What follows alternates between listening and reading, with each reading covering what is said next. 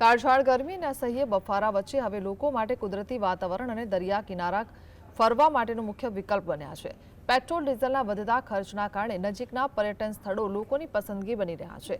વલસાડ જિલ્લાના ઉમરગામ તાલુકાના રડિયામણા દરિયા કિનારે સવારથી જ પર્યટકોની ભીડ જોવા મળી રહી છે। ઉમરગામ મહારાષ્ટ્ર અને દમણ દાદરા નગર હવેલીની સરહદે આવેલું હોવાથી અહીંથી 3 રાજ્યોની નજીક ફરવાની તક મળે છે। દરિયા કિનારાની ઠંડી હવા અને વૃક્ષોની છાયડી લોકોને ગરમીથી રાહત આપી રહી છે। પરિવાર સાથે આવતા લોકો અને બાળકો દરિયા કિનારે આનંદ માણતા જોવા મળ્યા હતા અને કુદરતી ઠંડકનો લાભ લઈ રહ્યા છે।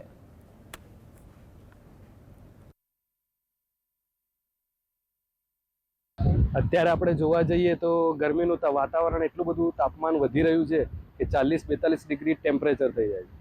તો દિવસે પણ રાત્રે પણ એટલો ઉકળાટ રહે છે કે આપણને બેચેની અનુભવાય છે। તો આવા સમયમાં જ્યારે એક બાજુ ગરમી છે અને એક બાજુ યુદ્ધના કારણે જે બધા પ્રોબ્લેમ્સ ક્રિએટ થઈ રહ્યા છે કે જેના કારણે અત્યારે જોઈએ તો આપણને અહીં આજુબાજુમાં પણ પેટ્રોલ પંપ પર પેટ્રોલ ડીઝલ મળી નથી રહેતું।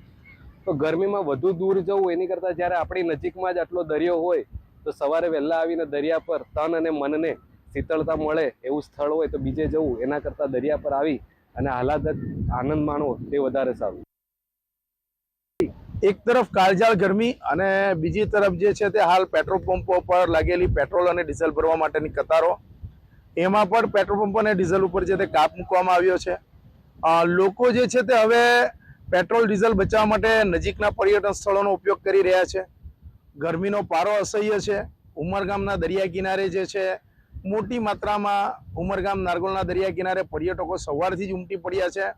લગભગ 9 વાગ્યાની આસપાસથી પર્યટકો જે છે એ દરિયા કિનારે આવે છે, કારણ કે ઘરમાં રહેવું અસહ્ય બન્યું છે અને જેના કારણે લોકો જે છે તે ઠંડક અને રાહત મેળવવા માટે દરિયા કિનારાનો સહારો લઈ રહ્યા છે।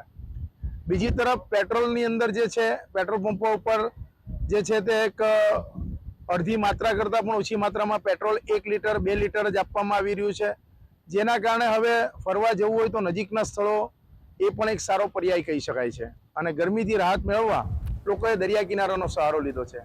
રાજેશ પાવસ્કર, GSTV, ઉમરગામ।